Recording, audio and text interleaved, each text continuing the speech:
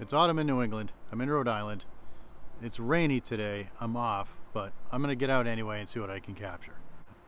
Not sure I'm dressed correctly. I'm wearing shorts. I'm kind of one of those guys who wear shorts until like December, but I have a sweatshirt on. I'm okay.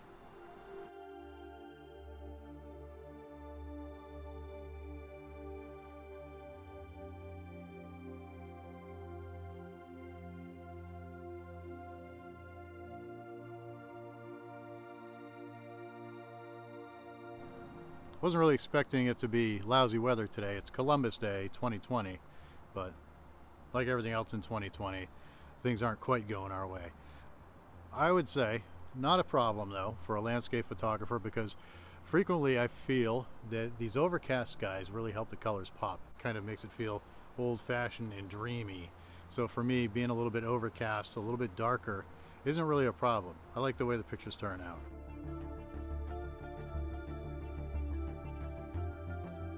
Just spotted an image I need to take. I think this is going to be a portrait image, kind of like this, with this now dark because it's raining tree trunk. Yeah.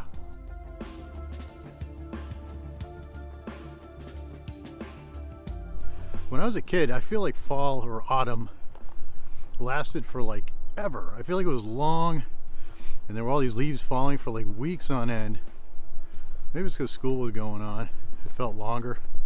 But man, as an adult, I feel like autumn hits and then the leaves change color, and then like a big windstorm comes and just blasts them all off the trees. And I'm like, no, I wanted to get landscape photography in. But then I end up just getting a little bit of stuff. Not even that much. This year, I think I've done a pretty good job, because I'm just getting out regardless of the light, like I was talking about earlier. Can't wait for ideal conditions. You got to be able to get out and see what you can find when the light's not even like quote unquote good, or you're just gonna miss it, man. I've had years where I got like one picture of autumn foliage with my cell phone as I was driving to work, and I was like, really, Mike? It's like, that's all you got this year? How did you not get out? But that year I feel like I was just like, fall's long, it'll last, and then we had a storm, everything was gone. I was like, damn, man, missed it again.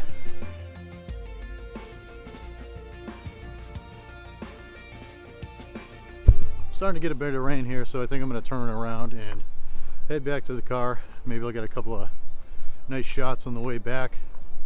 It's always cool to walk in and walk out. You're like, that's the most obvious statement ever, Mike.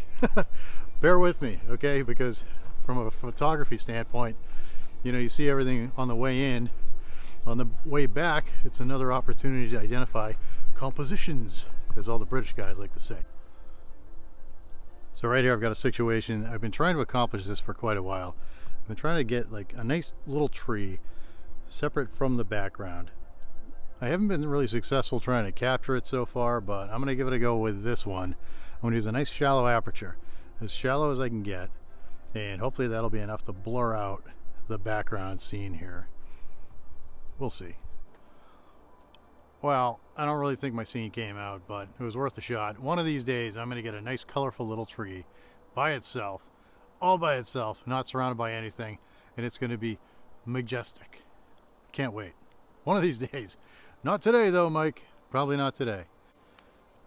I love being in the woods. I think that's one of the reasons I like landscape photography, because I like being out in nature, and I like being in the woods. And I think one of the key reasons for that is I have a fairly busy job. You know, I have an office job, and there's a lot going on all the time. Lots of incoming and outgoing communication. And then, of course, in your personal life, you've got incoming and outgoing messages. So what I feel like the woods don't give you anything, right? Like, they take, you know, because you can diffuse your stress into the woods. The woods aren't putting anything on you. They're just there, you know. The tree, hey, what's up, tree? Look at this tree. Not doing anything. I can just stand right next to it. I can do this all day. This thing's alive.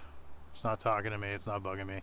In fact, I kind of feel it like grounding me a little bit, just touching it, because it's natural and it's solid. It's, man, whatever. It's good. It's good energy out here, man. The forest does not put anything on you.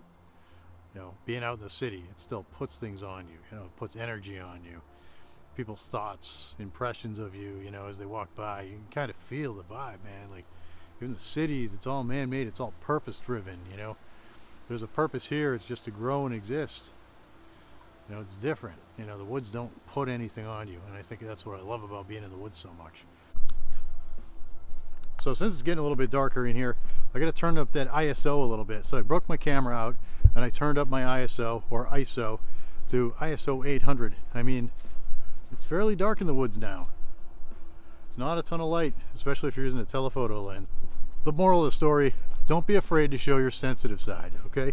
Get that ISO turned up, turn up that sensitivity, fellas, ladies, just let it out, man. You're here in the forest isn't gonna judge you, but your audience will, and you will. So turn up that ISO, make sure that picture is nice and crispy, especially if you don't feel like taking out your tripod like me because it's strapped on. Couldn't be bothered, I just wanted to take that shot real quick. Not too sure how in love with it I am, but I thought it was nice. So ISO 800, the hell with it, bang, make it happen. Still at f8, sweet. I think it's gonna look pretty good.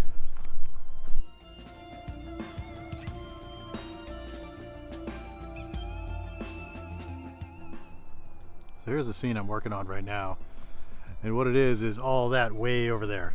I mean, look how gorgeous this is. I think I want to capture this whole scene, and I think I'm going to do it with a really small aperture like f16, and I have the camera on a tripod right now, and I'm actually using the 10-second timer, not even just the 2-second timer, because I'm right next to the water table over here, and the stuff's a little squishy. So I'm saying at this kind of range, it's a potential risk that you're going to move your tripod and your image is going to come out blurry because of it. So it's a good idea to just go ahead and not even go 2 seconds, but go 10 seconds on your timer.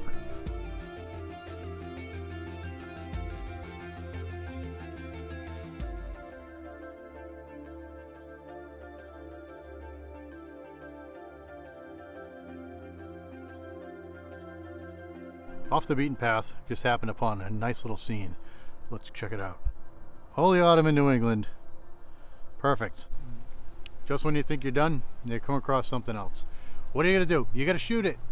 You gotta stop, take the camera out and shoot it. Gotta get the pictures. But seriously, now it is like straight up raining, so I do have to get out of here. Ooh, thorns, ow. But yeah, occupational hazard, right? Anyway, it's a good idea to be reasonably sure of which way you came into a place if you get off the beaten path, especially if it's after sunset. But who can not stop when you see all this going on? There's a lake over there, beautiful. You gotta stop, gotta do it. I'd be sad if I didn't. I only live once, right? Don't we? Is that a thing? Well, made it out, back on the beaten path. So if you enjoy hanging with me, consider subscribing. I'd appreciate it if you could leave a like. I do enjoy making these videos, and that's good encouragement. If you like my pictures, you can check me out at Journeys of Mike on Instagram. That's where most of my photography lives. But we'll see you next time.